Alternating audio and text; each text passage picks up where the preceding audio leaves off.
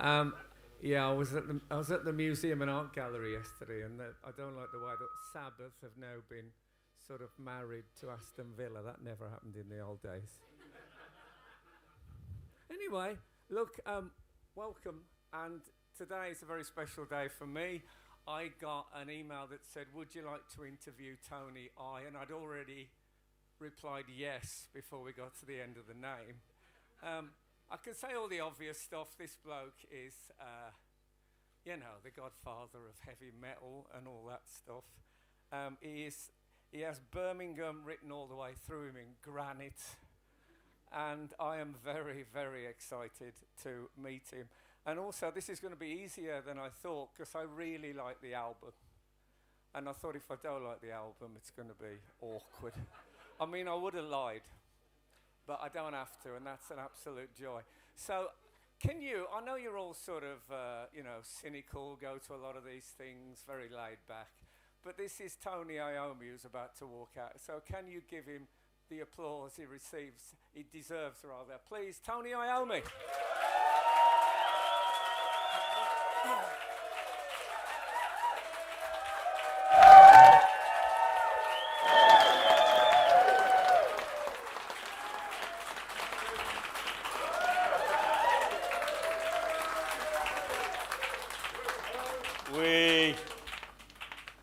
Oh God, I actually feel a bit nervous. Oh God. There's a lot of stuff online about what this event's going to be. What is Tony Iommi going to be? What's he going to announce? I can tell you now that Tony is the new James Bond. I didn't know that. We've been keeping it from you. Look, Tony, I should have said Tony Iommi MBE, shouldn't I? I forgot about that. I've already got one, by the way. But anyway, I got one before they were mass produced. So look, have you received it He's yet? got one as well. Oh yeah, Yes, you got sir. one. Oh well, I'll be a big head. okay. Anyone else? No, okay. Have you received it yet, Tony? No, not yet. No, that Do you know probably what- changed their mind now. No, you'll be all right. Do you know when you're going to get it? Have they told you? No, they're going to inform me when it's time. Come on, say something. The big question is, will you wear a top hat? No. Okay. I was looking forward to the king mistaking you for Slash. He might do, yeah. Do you think he knows who Slash is? I don't know. So look, I saw an interview with Keith Richards, and they said to him, "Why do you keep touring? Why do you keep making albums?" And he said, "I don't want my fingertips to go soft." Now you don't have that excuse. So why, Tony? Did someone say to you, you haven't forgot you owe us an album or something like that? Is this it's totally your idea, totally motivated by you? Yep, absolutely. Why now? Why not? Well, it's been, it's been 21 years since the last solo. 21 years since the last solo album, yeah. But obviously we've done the Sabbath albums and whatever else in between. Yeah. And tours and whatever else. So how long would you say you've been working on this specific set of songs? I don't know, where's Mike? How long, Mike? Yeah. Mike's the producer. Couple there. of years. 2 years, We've, okay.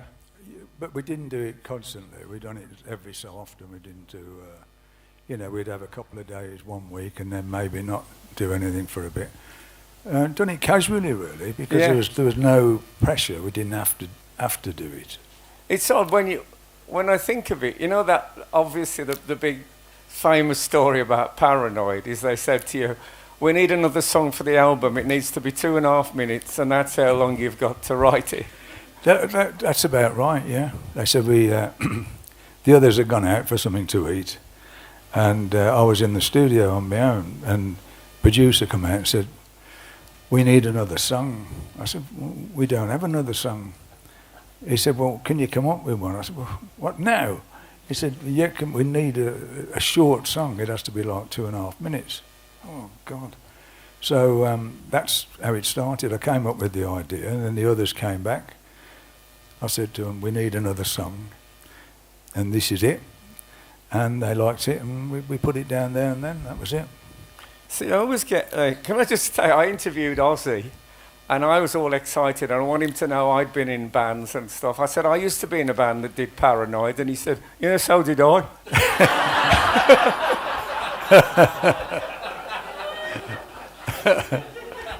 So one thing about this album that I find, I don't know, unusual, maybe it's a commonplace now, is that the band are here today. They are. And I believe this, can you stand up if you're in the band? We shouldn't call, they're not really a band, I suppose, but there you go. And at their, inevitably the drummer is at the back on his own. Oh, there he is. But it was done remotely, Tony, so you never gathered together in a room. We did gather together, yeah. We got. But this is the first time everyone's been in the same room today. Yes, but. Well, did you gather together or did you not? But we did, you know, we've done it on different times. Like when Carl put his drums down, I was there, and then you want to come over from. We lives in Sweden now. He'd come over, then we'd work at my house with Mike, and then Becky came over and did the bass. So he'd done it like that. Okay, so you didn't get an email. It weren't sent off to somebody to do it in. No, you didn't get an email with a bass line on it. It wasn't like that. No. No. And you're new. You wrote all the words and do the vocals, which is I have to say it's a sort of a. It feels you're a Scandinavian man, obviously. It feels like some sort of Nordic saga. It's a big, dynamic album. Do you think? Well, it's the Viking spirit. It is the Viking spirit. Yes. But it's existential and it's real and it's from the heart. Yeah, it's a mighty sort of melodramatic album, which I really like about it. Like I say, I do love it. I started playing it for work, and now I'm playing it for pleasure. That's great. Which is See? Which is you see, it's all right. So you haven't had a chance to fall out and hate each other yet. I mean, that's the advantage, isn't it? Oh, you okay? Oh, the producer did. No.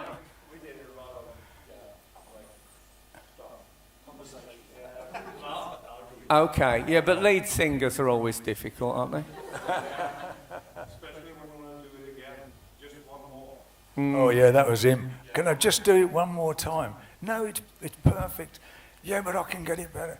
It had the feel, so we said, no, that's it, you know. But that's otherwise, it'd have been there all night. Well, that's the trouble with doing it over 2 years, though, isn't it? But genuinely, is that not a problem? When someone says you've got to write a song in 2.5 minutes, you are focused. Yeah. But now that pressure not being there, is it? I mean, it sounds great, but does it have disadvantages as well? I don't think so. We had time to live with the tracks, and then when Jung came over to England, played him the ideas, and then he'd go away and come up with an idea, then come back, and then we might change a riff around what he's done. Might say, oh, I can put a better riff to that. And it went backwards and forwards like that. So Yeah. yeah. And then Becky came in and made all mistakes and everything. No, I'm only joking. So, Becky, do you live in Birmingham, or you did live in Birmingham? You live in Birmingham, and I think you're from Birmingham, Carl. Is that right? Oh, you're there. I'm sorry. You're the drummer. Can you get back over there? Yeah, you're from Birmingham. Okay. Oh well, not really. So.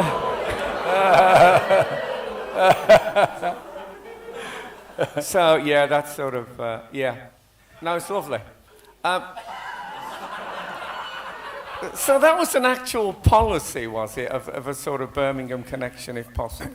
Well, yes. I mean, it's great that we've been able to do it, and that we'll all live in Birmingham. Yeah, absolutely. The whole thing is designed around Birmingham as well. The T-shirts have been made in Birmingham. The merchandise has been made in Birmingham. Brilliant. You know, So I love that. Because you've also got the freedom of Birmingham, haven't you? Which is actually a bigger thing than whatever an that MBA. means, yeah. No, well, I've got the freedom of Sandwell. And this is officially, I can drive my sheep down Smethwick High Street. So you should look up what you can, I know we can do. I know we can take sheep through, but Well, I think of you as quintessentially Birmingham. That means like very. yeah, I know.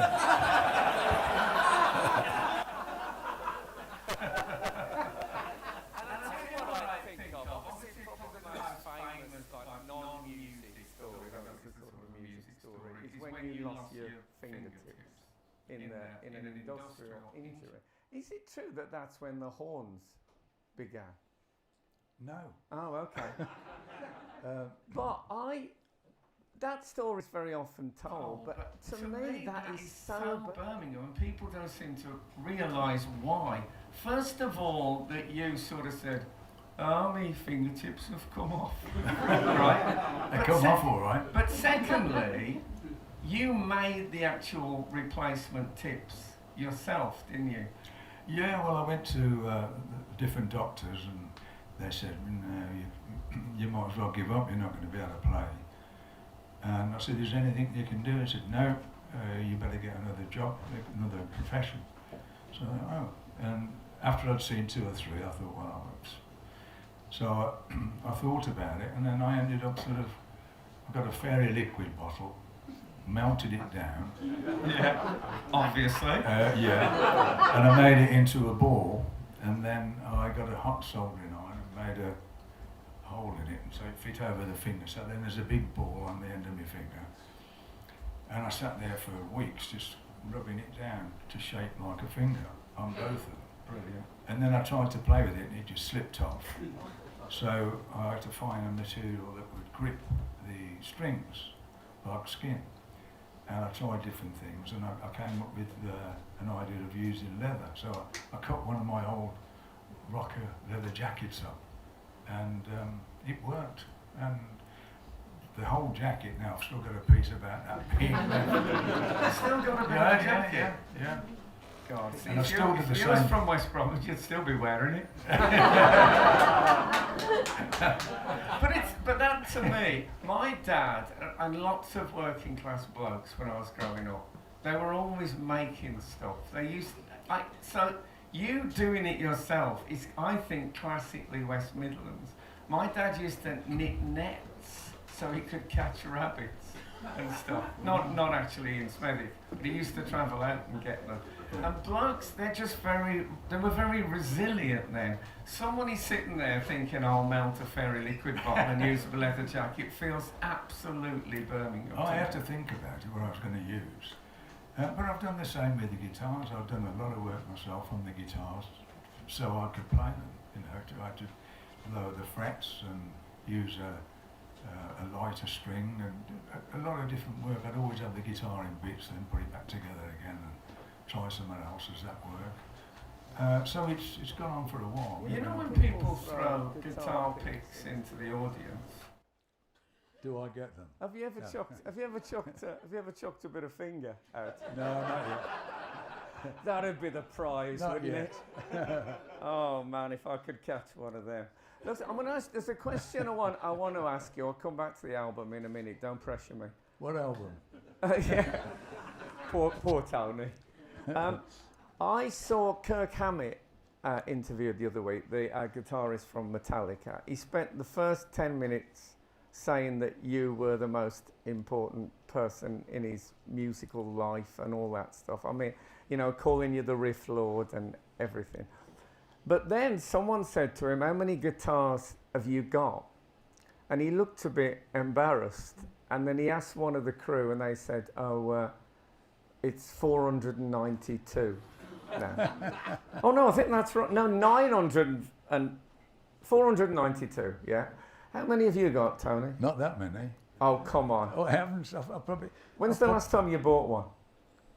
I haven't bought one. That's the joy of it. Nobody gives me free microphones. I'll get you one. Okay, thanks.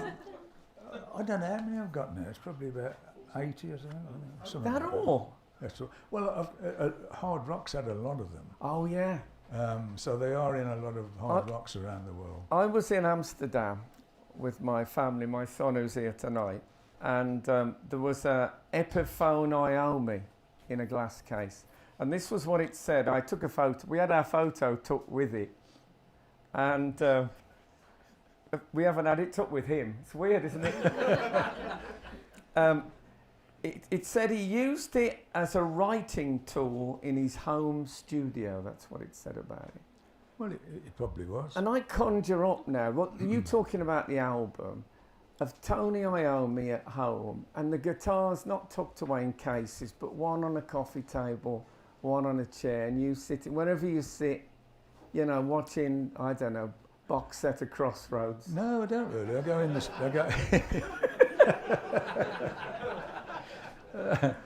But do you play, how often do you play? That's what I want to know. Do you play for pleasure? Would you sit, I've got a recording of you doing, is it Wonderful Life by The Shadows? Wonderful Land. Wonderful Land,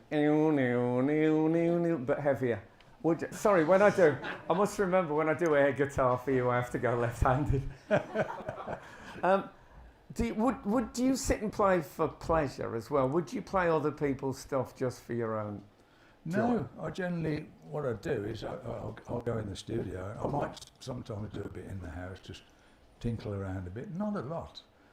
But when we're actually going to do something, I'll go in and then Mike will come over and then we end up talking for 2 hours and then we end up putting some ideas down. So I do it that way, really. I generally don't sit and work things out. You know, certainly solos I don't. Because, am I right, this album was nearly an instrumentals album? It started off as the idea of instrumental. We put some acoustic stuff down and some other stuff. And we've done a couple of instrumentals for his perfume that I had out. Go on, make some comment now. No, I'm not. I think it's lovely you've got your own perfume. I associate metalheads with smelling lovely. To be honest, I was worried that you'd got your own perfume, and then I saw it contained patchouli oil, and I thought, oh, thank God. Yeah, it does. In the 70s, that. Exactly. Yeah. So those were we've done a couple of instrumentals for the video. We've done a video as well because the owner of the perfume company wanted to do a video. So that's what we did. But would you ever do an instrumentals album? Well, we did talk about it. I mean, I'm not trying to do you out of a job. Yeah. But The Shadows, being an example, it seems incredible. They were massively popular and influential with a long string of instrumentals. I can't think of another example. No, I can't. Funny enough, I texted Hank last night. Oh, did you? What a life you lead. I did. No, because he'd asked me if I'd do his... he's doing a documentary and he asked me if I'd be on it. I texted Bert Whedon. Did you dig him up? Anyone who gets that, you're too old to be out. No, sorry, what did Hank say? He just asked me if I'd do his... well, actually, Brian May first. He spoke to Brian May and then Brian May phoned... He said Hank said he wanted to get me on his documentary. So Brian phoned me and said he wanted to, would you have a chat with him? So that it went from there, really. Okay. And then Hank sent the thing when they're when they're in England to come and do the documentary.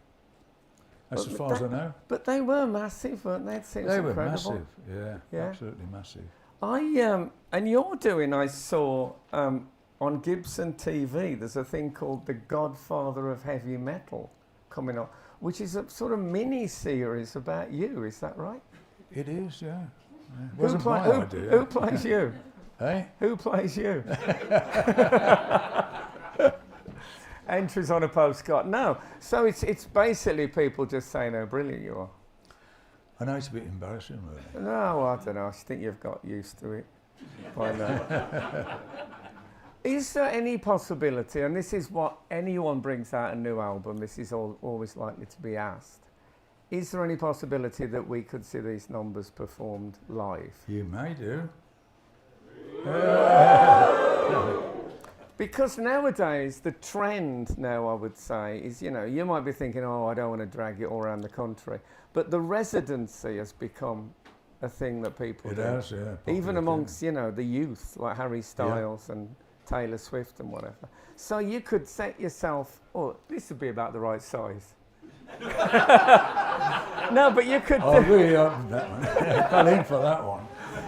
You could do, you know, the NEC or something for a few. People would, you know, it's Tony Iommi in Birmingham with his new album. It'd be great. Hello?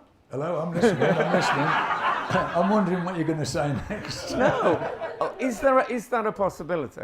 Well, anything's a possibility. I never. Well, you know, is it? You just never know. I mean, it's. What about West Brom winning the Champions League? Well, I don't know. No, but you must have thought, you're being secretive. No, Okay. not at all. No, I mean, it's the way I take life now is whatever comes up, and you think that's a good idea. I'll do it. I like to do it, and that's the way I look at it now. I'm not opposed to not doing anything. I like to play. I mean, you've done some. You know, you're in a Robbie Williams song and video, which I think. Carl's his drummer. Yeah, yeah, but Carl looks like he should be with Robbie Williams.